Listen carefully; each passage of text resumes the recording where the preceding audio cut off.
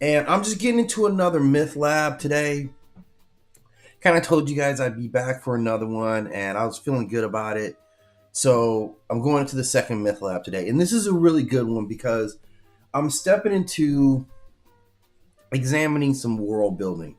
And I'm just going to let a few people get up in here before I really get into it. But if you notice the imagery back there, you probably know who I'm going to talk about. And this is Bas-Lag.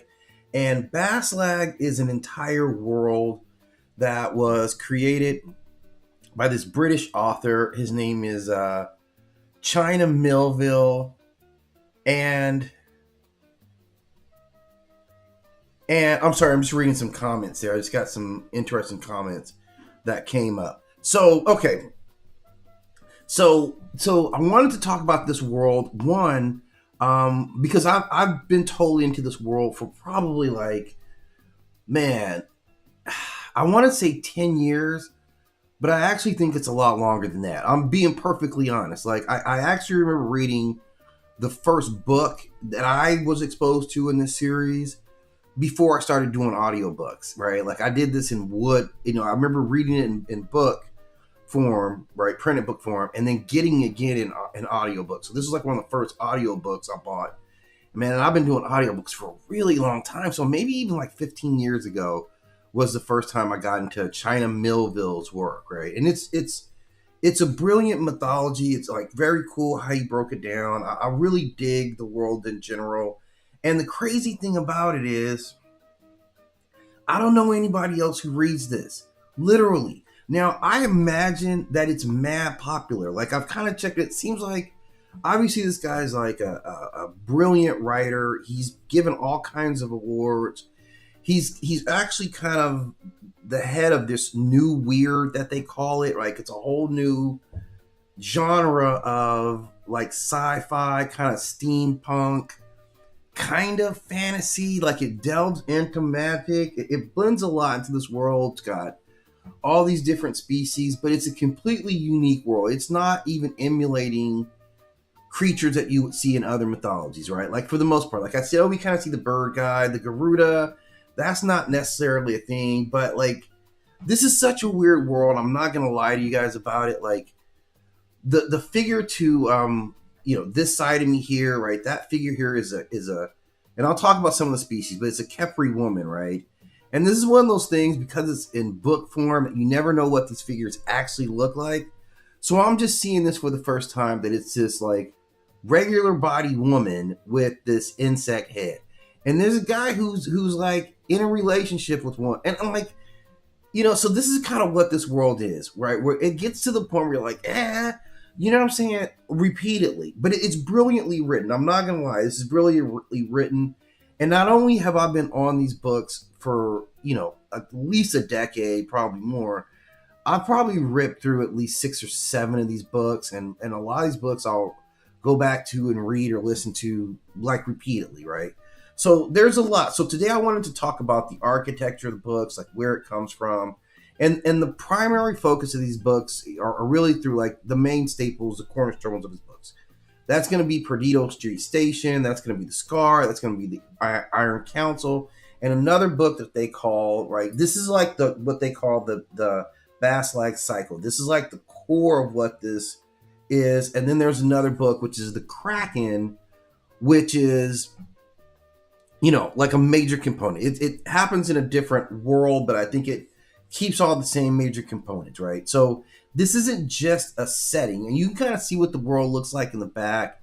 This isn't just a setting; it's a overall ecosystem that they develop that works together. It's got its mythology, it's got its like mythic gods, it's got its own industrial level of magic, it's got its own everything. All of its components are 100%. So in that respect, it really represents one of the most like complete mythologies that I think I've ever seen. Like, just being really honest, in terms of a mythology, it's almost more complete as far as being independent.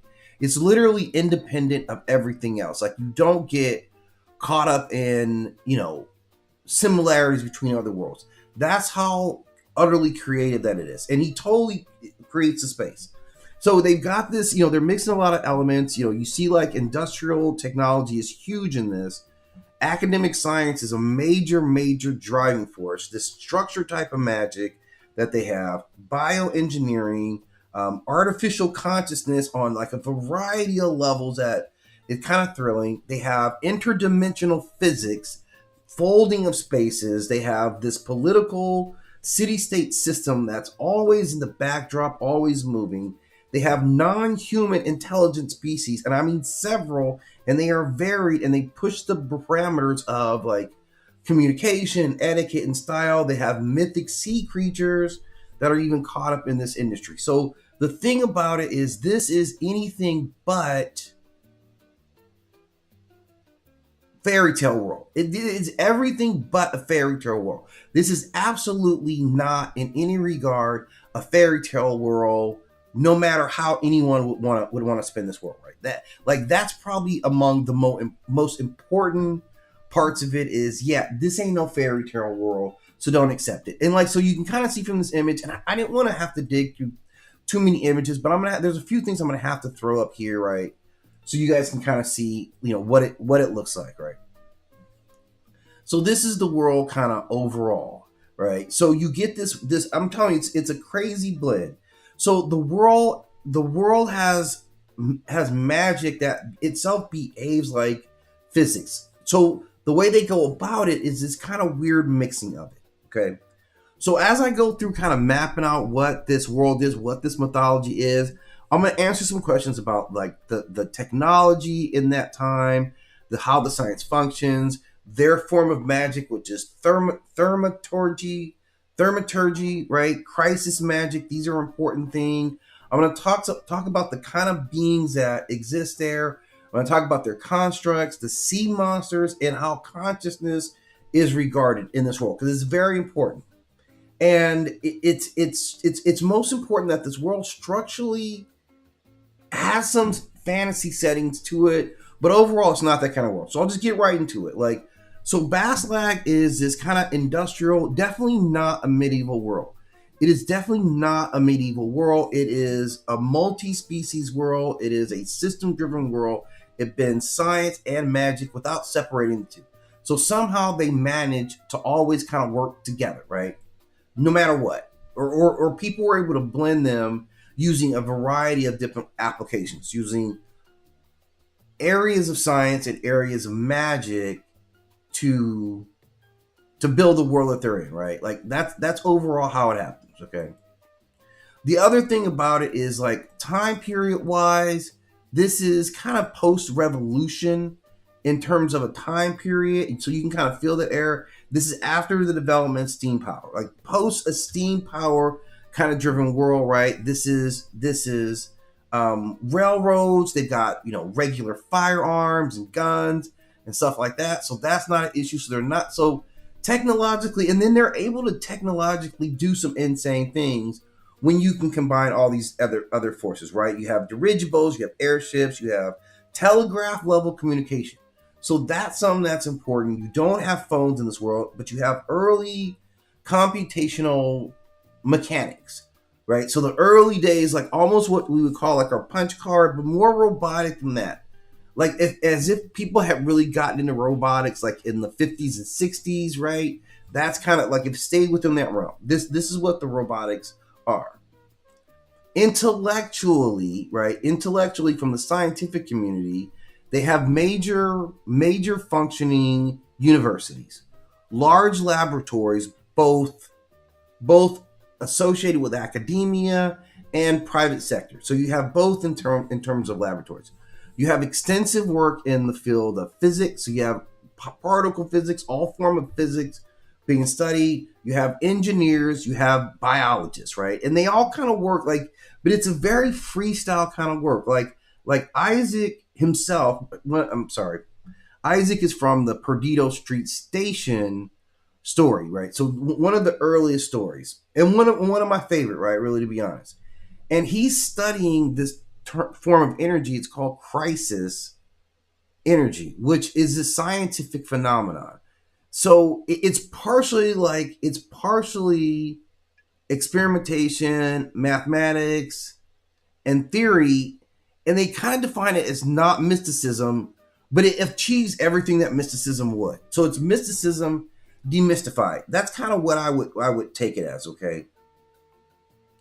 It has what I would deem a unique form of magic called thaumaturgy. And this is very specialized. This is a very systematic, systemized magic that has existed and kind of been mastered for a long time. It's very academic. It's rooted in tools. And I mean with this magic, you can do all types of things. This is kind of energy physics. So it can animate living creatures. Like in this world, you can perform real magic with thaumaturgy, because it's kind of like when they say energy physics, it almost feels like life physics, because we see energy move from thing to thing. It can animate it. It can program it. It's wide ranging, and I've even seen or even read it where it kind of infects the computer systems. They can manipulate dimensions, like I've seen well, I'm glad I didn't see it, by the way. In this world, you see like the ability to fold even space. You could fold space. There were ways you could do it where you folded space and everything worked out fine. And then there was a way you could fold people and it didn't work out fine for them. And this is all done through this like very kind of specialized ritual engineering. So I guess that's where it really exists. All I can say, to me, it's a hybrid of magic and science, the way that they do it. Like even the scientific guy, the way they see energy is still kind of central to both. Because they see energy in a specific way, this is what matters. So it's a high level world. It's a world that has like high culture. They have high art. You have advanced study, and then you have real like grimy. Like if I'm describing the social level, like it has the heights of, absolute mastery of artwork and things like that. Even for other biological species like this Kepri woman over here, right?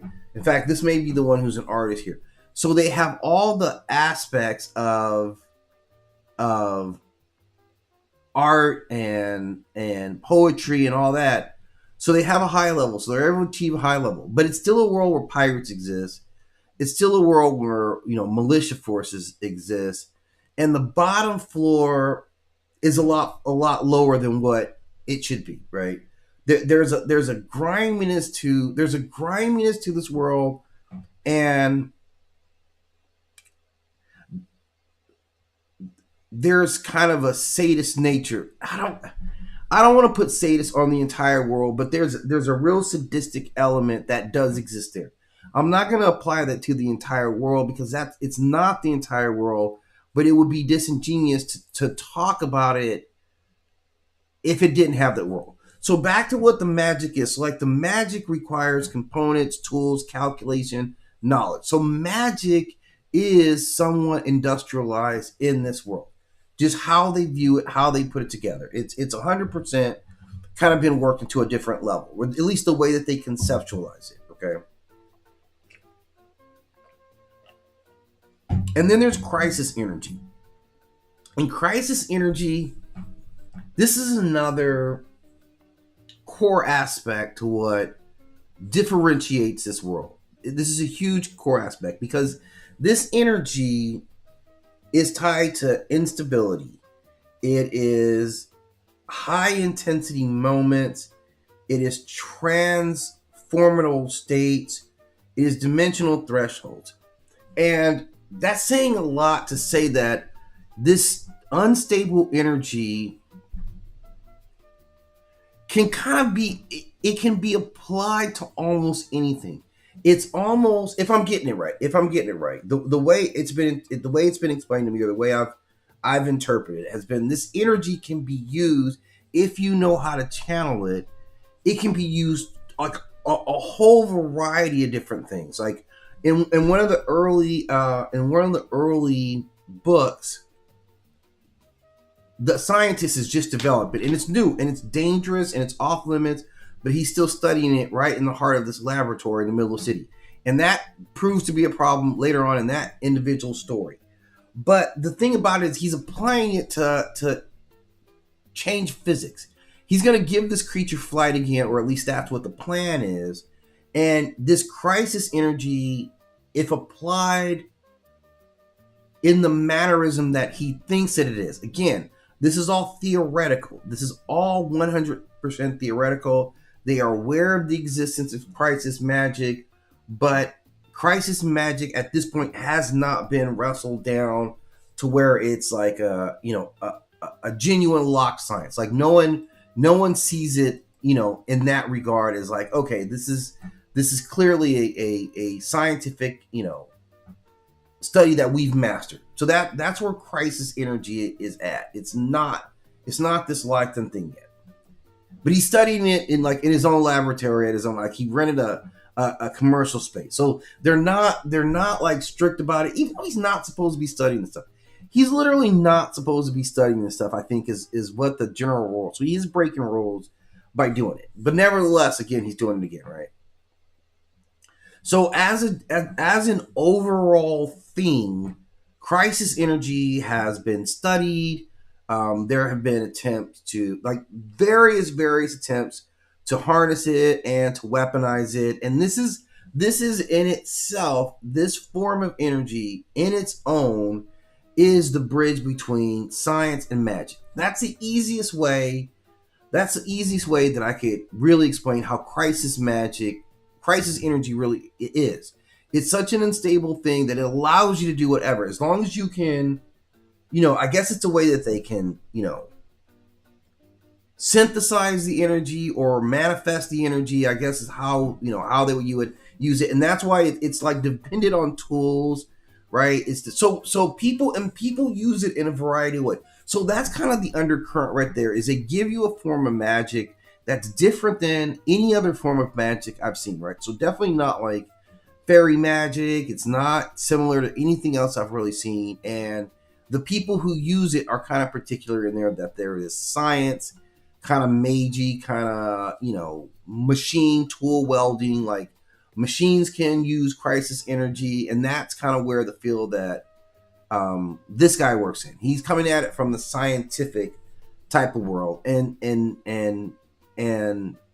the applications, though, are limitless. That's the whole thing. If you can tap into crisis magic through his machines, you can literally do anything. You can break the laws of physics, which is what he's going to do. So ultimately, it is a magic that I guess we can say it's warping parts of reality. It's warping physics real time within that proximity to allow this one particular being to affect physics in his personal location, right? That's how it works. That's how powerful it is. But you can imagine something that unstable, what are the ramifications of that? And that's a big part of it. That's a big part of it. Okay.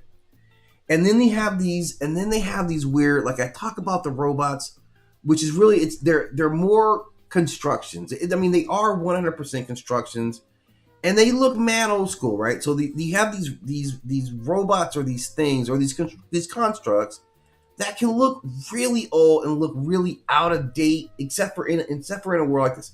Even in the world like this, their constructs tend to look really, really old. They're kind of these hybrid arcane machines that are sometimes spirit bound. So literally, spirits is part of this process of thaumaturgy, where you can manipulate spiritual energy into objects to animate them. So you can make a constructed robot, and then you can put an energy or a spiritual energy inside of it, and it can do work for you as this robot body, right? That's essentially what it allows it to do. I'm trying to see if I've got one of those robot images up here. I may not.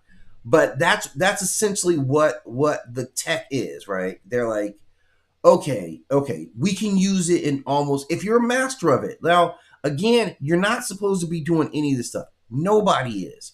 But I mean, honestly, but the criminal underworld often uses it. So of course it ends up in the hands of everyone, including, wayward scientists who are kind of performing their own,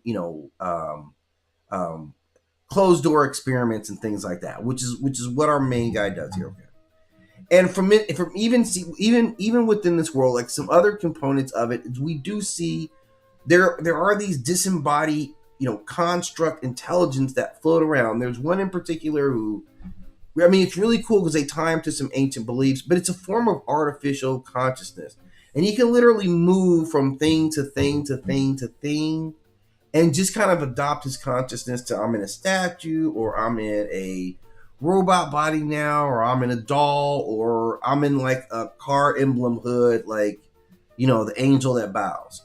So this idea of unembodied consciousness running around that are able to communicate is also a big part of what this world is. Okay. And they're often not, mechanically bound. They can still move around, they can still jump in and out. So even within these machine bodies, they've still got autonomy. They don't lose their autonomy if they're bound to a body. And then there's, the whole bioengineering. And the bioengineering is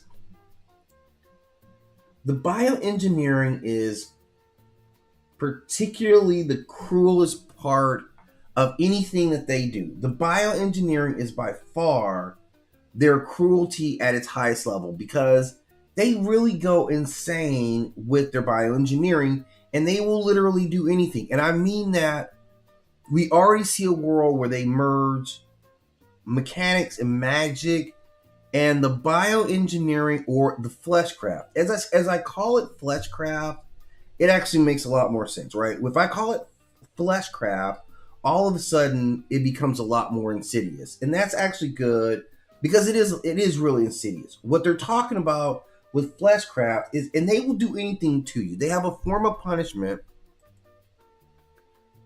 where they will merge your body. They will literally change your body. They'll change your body into whatever they feel like. Like, I'm not going to joke. Like, if your punishment is bad enough, you might end up part robot. You might end up with the lower half of your body literally being a robot body, right? That could 100% happen. Or you could be remade into a dolphin. I'm not joking that you could literally be remade into a dolphin. Sometimes you're forced, like a lot of this, they call this this world is heavy into mutilation. We do see that. This world will mutilate somebody in the name of justice like it is nothing. Like it is nothing. So, we've seen, especially for criminals, like body modification. They're going to give you a body where you can only do certain kind of work, or you could do whatever kind of work. That's what they're engineering to. And if there happens to be like, yeah, we need somebody who can work under the water and weld or whatever, you might wake up with dolphin gills and a dolphin tail and look like you're half dolphin, because that's how they're able to merge people. Or you might be part machine, or you might have your remains put in a machine. It's all these various mutations that include like biological alterations. You have surgical graftings. Like, there's a guy who literally has octopus arms. He literally has octopus arms. Whoever thought that was something that anything needed, right? But he does. He works in the maritime industry, right? So it worked out. I mean, he ends up being a very valuable person, but that was his punishment, is that you end up getting all these, you have octopus arms. You have to live like that. And that means that, you have a body parts that are part animal. That means you have to you got to go along with what that means for you. It means you have to be immersed in water like that, right? So you have to now spend part of your life immersed in water.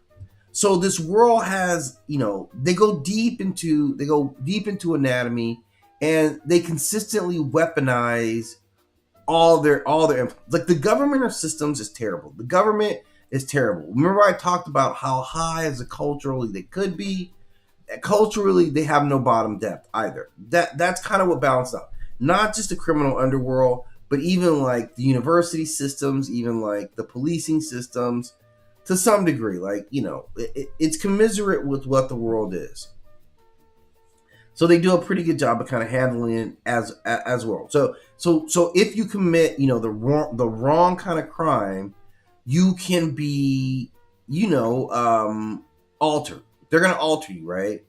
They're gonna get whatever is wrong with you away from you, and now you're gonna have to figure it out on your own, right? Now you're gonna have to figure this out, okay?